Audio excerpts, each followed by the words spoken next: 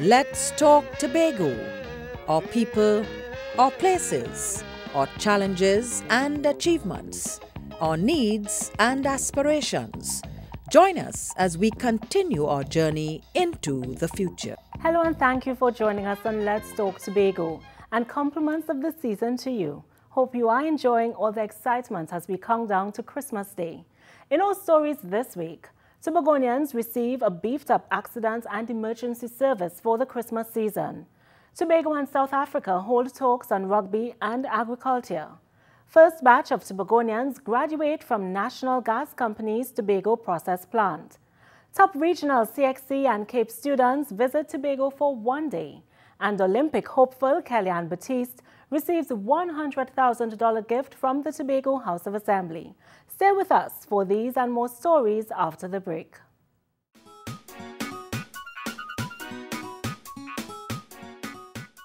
Shopping for furniture and appliances.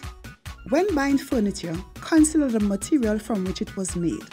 This accounts for use and life of the item. Check for scratches, loose legs, or missing screws. Examine the upholstery when buying a living room suite. Comfort and sturdiness are critical when buying a bed. Pre-test small appliances before buying. Look for serial numbers and the instruction manual, which must be in English. Upon delivery, examine goods before signing.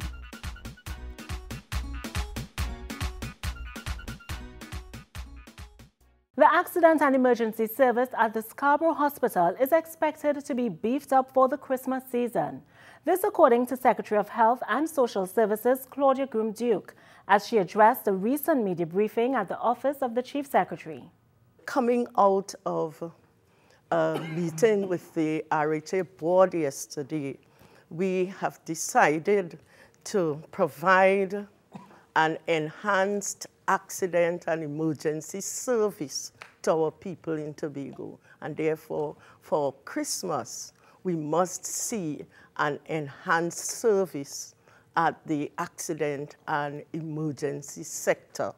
And we feel that this is a real gift to the people of Tobago for Christmas. The Secretary also gave an update on the new Scarborough Hospital. Mrs. Duke said that the hospital should be ready for handover to NIPDEC by December 15th. We have been working on the commissioning and the testing stage in the hospital, in the new hospital.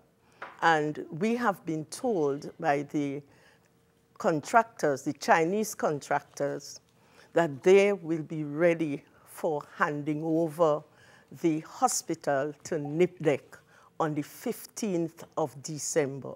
She also reported that the Ministry of Health will be responsible for installation of fixtures. According to the scheduled plan, the Ministry of Health would be responsible for installing the furniture, fixtures, and equipment after the building is handed over to them on the 16th of December. 9 Tobagonians made history as they became the first batch to graduate from the NGC's Tobago Process Plant Operations Program.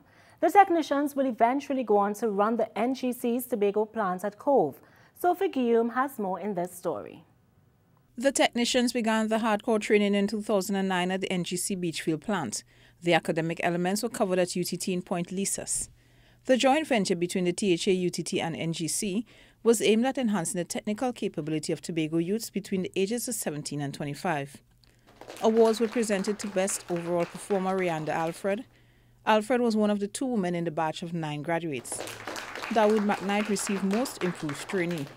These trainees demonstrated their aptitude and the will to succeed, and I can safely state that each one seems destined for long careers in our energy sector.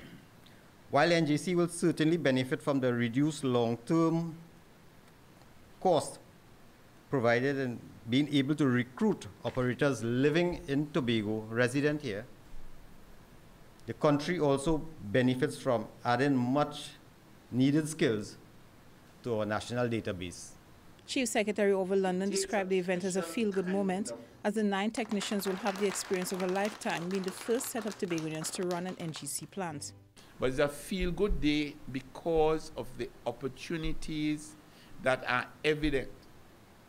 But I'm saying it can also be a frustrating period if we do not maximize the opportunities and the potential for the improvement of Tobago.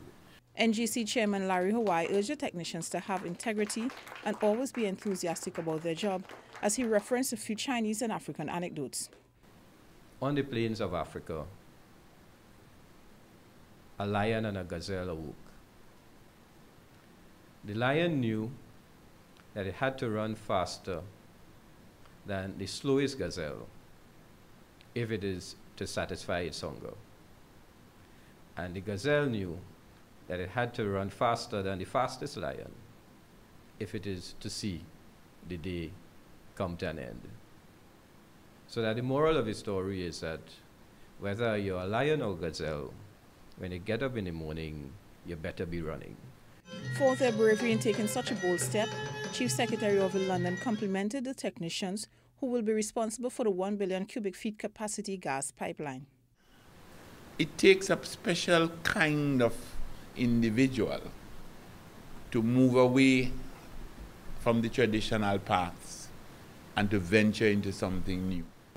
And the fact that you were able to go into this new field and operate under this hard taskmaster and come out successfully, I think we can all say Tobago is proud of you, and we are very confident that you will continue to make us proud. Sophie Guillaume, Department of Information.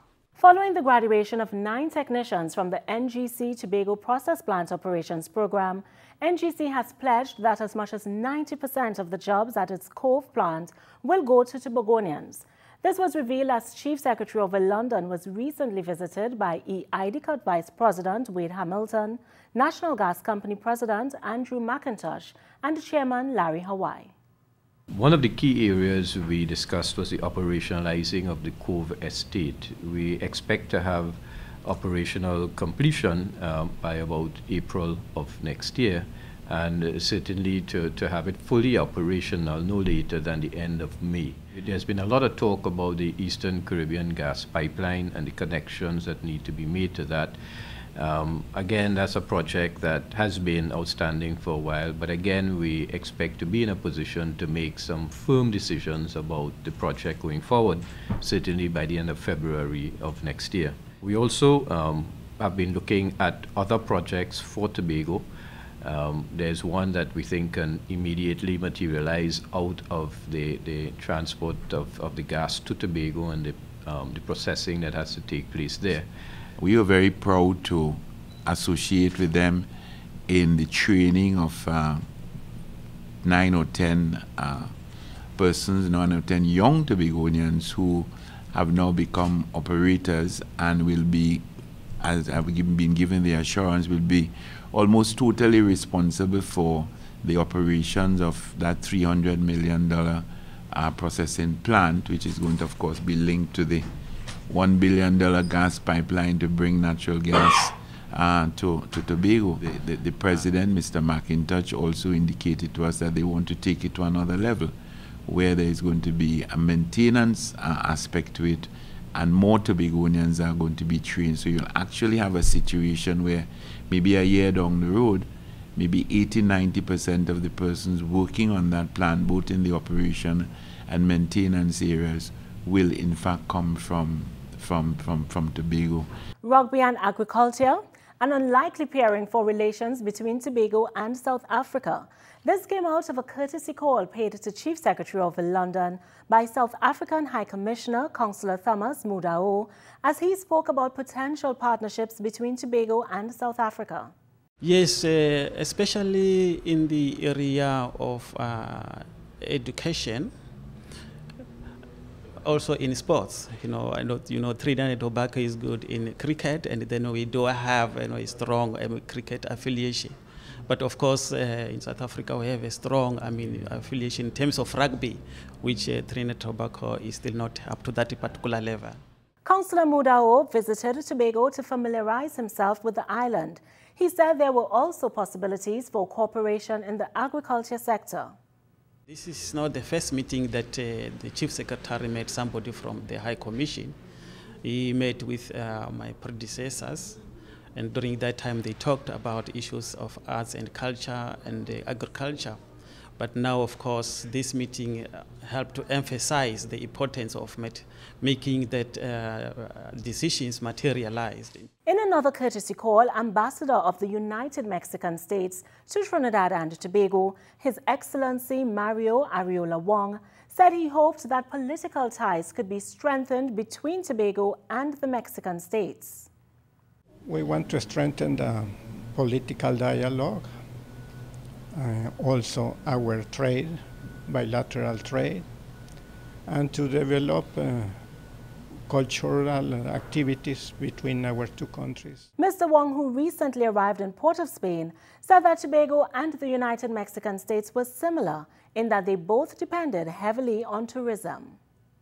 Mexico and Tobago depends on tourism, foreign tourism, to develop their economies, and this is another possibility to identify some actions of cooperation between our two countries in order to strengthen tourism for the benefit of our two peoples.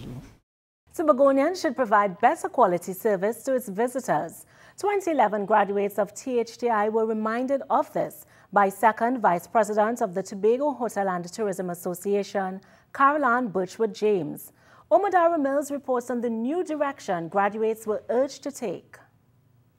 Under the theme, Growing in a New Direction, 139 persons graduated from various modular certificate to associate degree courses offered by the Tobago Hospitality and Tourism Institute at the Mount St. George campus. Second Vice President of the Tobago Hotel and Tourism Association, Caroline Birchwood James, instructed the graduates to learn about new ways of looking after customers and providing excellent customer service. We must give quality service to the customer, and it's no longer the customer coming to us. It's like when the man told me, sit, and you have to go to the customer. That's where our service does not leap over into quality.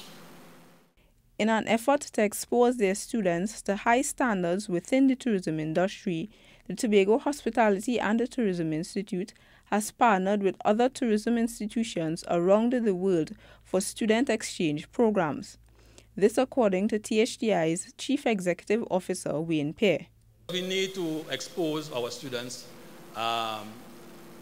internationally, simply based on the industry that we are in, which is an international industry. So we see this as an opportunity for our students to be exposed outside of what happened in Tobago. The THI was able, in September of this year, to send our first batch of students to Canada College in Canada in September. Each student to complete their associate degree in culinary management. Feature speaker David Wong told the graduates that their efforts can only add value to the development of the tourism sector. The Caribbean receives 3% of all of the world's tourism. Trinidad and Tobago, of that 3%, accounts for 2%. Means that there's a lot of opportunity for you, right, to create growth and diversity within the industry. In her address, Valedictorian Vanda Smith said that the graduates understand the importance of developing the tourism sector in a way that has benefits for future generations. We understand that in developing tourism, we must consider sustainability, using the resources to meet our needs while ensuring there will be sufficient for the next generation to take care of itself. Now, we also can envision enormous opportunities for young entrepreneurs in the tourism industry here in Tobago. I am Omadara Mills for the Department of Information. Seafood Saturdays will become the newest culinary event on Tobago's 2012 calendar. The idea is to have a seafood festival in the fishing village of Black Rock, and this was launched at the community's Black Rock Day activities.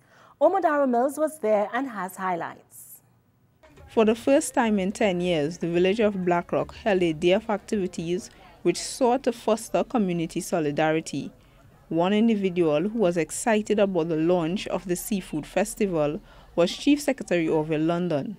He hopes that the Seafood Saturday becomes a fixed event on Tobago's cultural agenda. We know of Black Rock, your hospitality, your food. There's so much that Black Rock has to share with the rest of Tobago and the rest of the country and the rest of the world.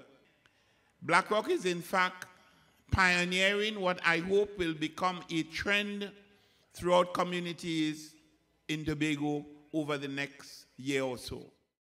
Area Representative Claudia Groom-Duke boasted about the achievements of Black Rock in the areas of education, sport and culture. Our school, Black Rock Government School, and we know that Black Rock Primary School is #1 on the island. Not so? The footballers, they're in the A class in the football league.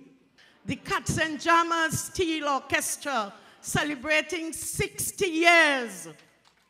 And not only that, we have our veterans in Cats and Jammers who were the winners in Nostalgic Roots. The people of Black Rock showcased their talents with performances which included singing, playing pan, folk dancing, and choral speaking. Black Rock, oh Black Rock, you can be a model society. Let your skills unfold to the whole wide world. Show your talent for all to see, with peace, love, and unity. Children, come go to Zion with me. Children, come go to Zion with me. Zion bells are ringing, and the children are singing. I am Omadara Mills for the Department of Information. We go to a short break, but when we come back, we bring you a taste of some Tobago cultural talent, and Assembly Day celebrations come to an end.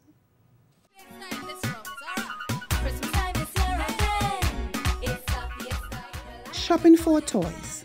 Toys should be age appropriate. If you have children of different ages, ensure toys are safe for all of them. Choose toys that develop your child's mind. Check for sharp ends, exposed screws, and nails. Read labels.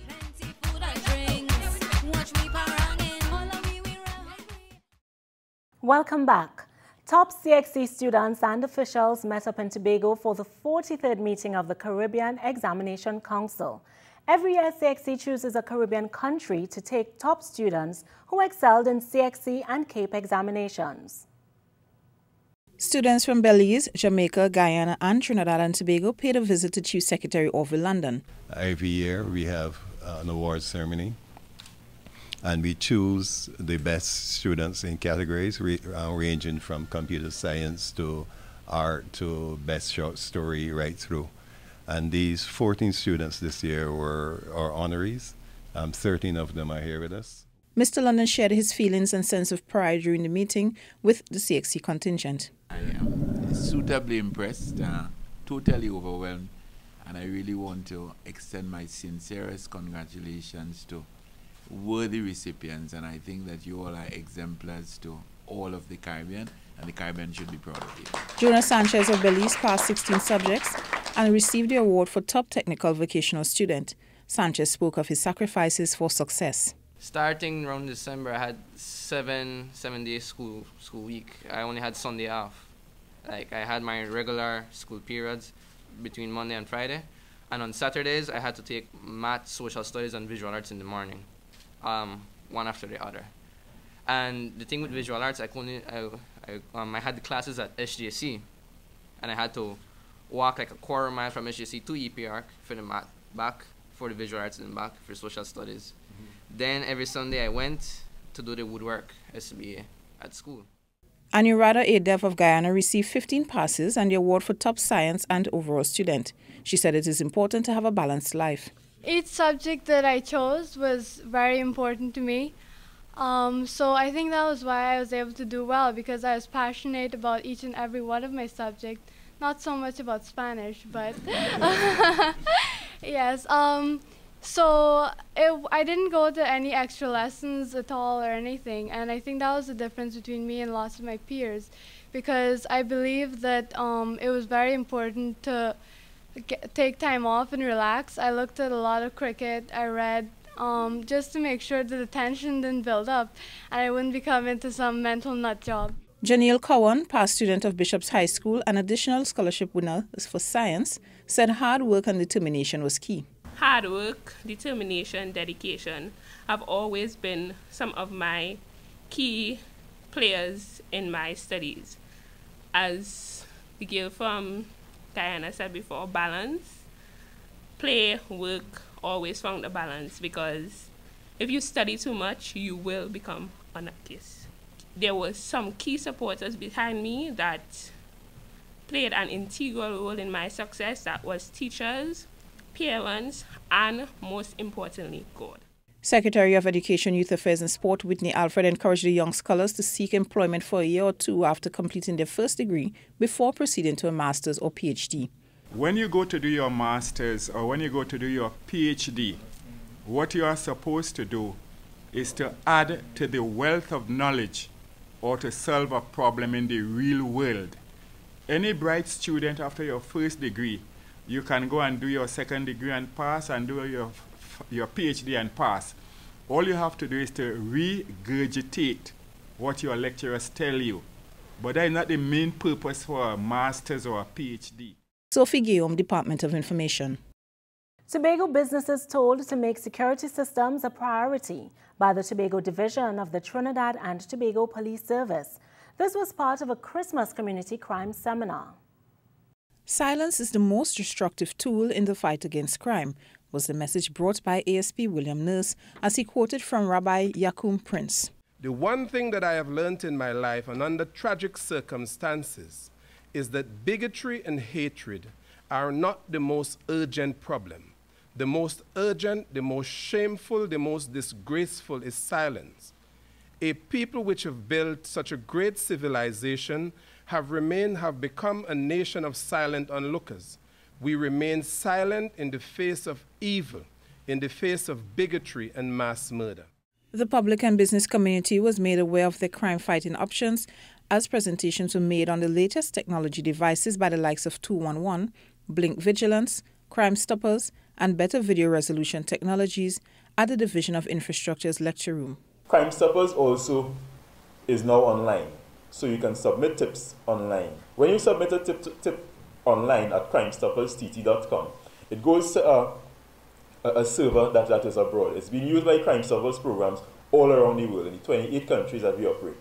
It's been used by all those systems. It goes to a server abroad where all the identifying marks are stripped, and it's then returned to the Crime Stoppers program. All we get is the information. You get your confidential code that allows you to collect a reward. Remote playback. You could be any part of the world and play back your system. Whether it be via your cell phone, via your laptop, or you could even be any part of the world also and use our technology to turn on the electricity in the lights in your house, your water pump, and those type of things. It is a very integrated system. Even when you're driving home, we have clients who do that in Trinidad. Before they actually reach home, they actually pull up the front gate, make sure the roadway is clear, the front gate is okay, before they actually drive in. That is the kind of technology I'm talking about. Meanwhile, Inspector Collis Hazel noted that in their research, the police have found many of the business places either had obsolete security systems or none at all. We want to start educating our business owners, our homeowners, on the general public on some of the safety precautions and awareness using information communication technology devices and other devices that can be utilized as we live and operate in the 21st century. Prior to the open forum where issues were addressed, the attendees were also briefed by representatives from the Defense Force. Sophie Guillaume, Department of Information. promoting peace and lawfulness. That is the main purpose of the Citizen Security Program, CSP. The social project operates in 22 high-risk or high-needs communities in Trinidad and Tobago. Sophie Guillaume has more in this story. So far, the THA-supported CSP Tobago is active in Dial Spring, Glen Road, Bonaccord and Bethel. A month of activities where these three communities engage in a friendly talent competition climaxed on the Scarborough Esplanade. Director Anselm Richards said he believes that the CSP is penetrating the communities. Definitely, you see humanity in its fullest glory here this afternoon. If there's anything you could say, if we reach the soul of the people, we reach the soul of the community. Definitely, I think there's always room for improvement, you know. I think we have been working to some extent with the THA, but we need to deepen that relationship because, you know, in Tobago, there's very little you can do without the THA having a hand on deck with you. You know, we have been having tremendous support. The final leg of competition had three categories: steel pan, drumming and choir. Sean Daniel of Bethel was third in the steel pan category.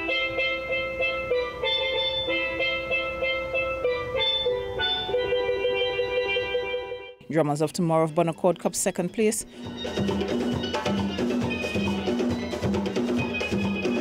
And Uptown Fascinators of Glen Road emerged winners.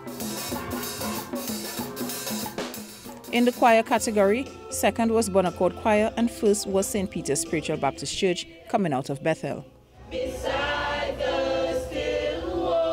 was great being a part of this, especially seeing that it's a community effort that they're trying to put forward. So it is good for us to be able to come out and compete against the other communities in a friendly competition. I think it's a great program because it engages everyone to get involved and become part and know each other, because you won't thief from your neighbor, you won't thief from somebody that you know. So if you go to Glen Road and we know from Glen Road, you won't go into their house. So it kind of brings a togetherness so that we can become more close-knitted in assisting in the alleviation of crime in Tobago. Feeling of unity, more or less. Just coming together with everybody, you know, getting a nice bonding with the different villages that took part in the competition, more or less. Drumming category, Bethel was third, while Glen Road was second, and the entertaining Drummers of Tomorrow walked away with the first prize. You know, I like to come and support in them things. I like competition and them things, them suffers, them things, you know. You get the vibes and them strength, you know, you enjoy the crowd and them things, you know. It was excellent due to the fact that this is the first time we have been performing here. And to see such large domestic fans come out to see our traditional or culture, and it was very good to see. But go Shiva Manuel, I'm on stage, thanking God for life, first thing, and second thing, just doing the best because we are a group. I'm not performing for myself, I'm performing for my group and for the audience. So there's energy, and concentrate on my piece, and that's it. For the Department of Information, I am Sophie Guillaume. Olympic hopeful Tobagonian Kellyanne Batiste received $100,000 from the Tobago House of Assembly to assist in her Olympics preparations and in recognition of her achievements on the international track. Batiste recently won a bronze medal at the women's 100 meters event at the IAAF Championship in South Korea last August. A check for $80,000 and $20,000 in units were presented to honor the Tobago track star Kellyanne Batiste. Batiste's mother, Hazel Taylor, accepted the financial gift from Chief Secretary Orville London at his annual Assembly Day reception. The reception was a culmination of the 30th anniversary celebrations of the THA and a ringing in of the 31st anniversary. Chief Administrator Dr. Ellis Boris said that while it was a time to celebrate accomplishments, Tobagonians also need to plan for the future. This reception stands between past achievements and challenges and the possibilities of the future. While we celebrate our accomplishments, we rededicate ourselves to creating a better future. In his address, Mr. London said that the time leading up to the 32nd anniversary of the THA would be most critical for Tobagonians. The time leading up to our 32nd anniversary, that time is going to be the most critical period in the development of Tobago and its institution, the Tobago House of Assembly. And how successful we are during that period is to a large extent going to depend on you. We can provide the infrastructure, we can provide all the peripherals, but in the final analysis, it is going to be the commitment of the people of Tobago, it is going to be their self-reliance, it's going to be their recognition as to what they have to do to protect what is theirs. That is what is going to determine the success of the next year. Also attending the reception were Leader of the Opposition Dr. Keith Rowley and Minister of Tobago Development Vanilla Allen Toppin. The event took place at the Magdalena Grand Resort.